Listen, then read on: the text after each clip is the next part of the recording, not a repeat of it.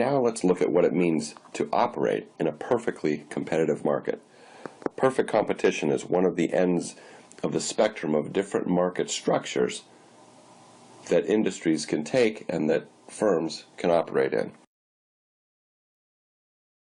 A perfectly competitive market is one that has a lot of sellers and a lot of buyers and a homogeneous product and no barriers to entry. What this means is that a buyer or a seller is what's called a price taker.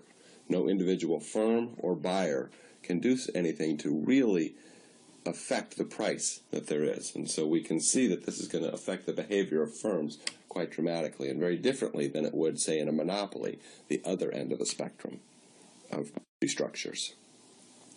Here's the 5 features of a perfectly competitive market. There's many sellers, there are many buyers, the product is homogeneous, and there are no barriers to entry to the market. So this results in a market where buyers and sellers are price takers. What does this look like for sellers? Well, when we look at the demand curve in each of these markets that a seller faces, it looks very different. In a perfectly competitive market, the seller is a price taker. So the seller can sell as many units of a product. Here we're looking at t-shirts. They can sell as many t-shirts as that producer wants to at a price of $12. If the market price is $12, they can sell 1 t-shirt or 1,000 t-shirts, and it's still going to be $12. They're a price taker. When we look at a monopolist is going to face a downward sloping demand curve.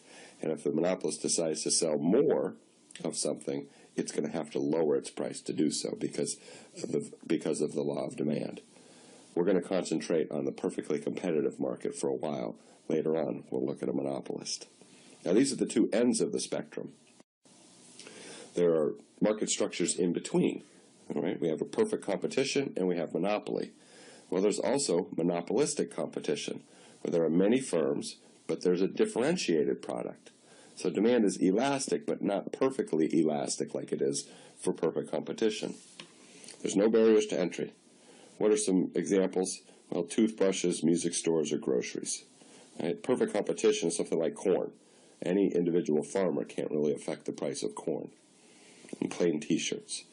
Oligopoly is a step closer to monopoly. And we'll see monopolists is where there's only one firm selling the product. In oligopoly, there's a few. You have a homogeneous or differentiated product. Demand is less elastic than the monopolistically competitive firm. There's some barriers from economies of scale or government policies to entry into the market. This is like air travel, automobiles, cigarettes, mobile phone services. These are examples of oligopoly. Now, a monopoly is when there's only one firm selling the product in the industry.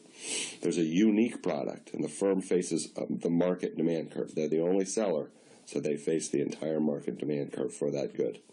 There's large barriers from either economies of scale or government policy.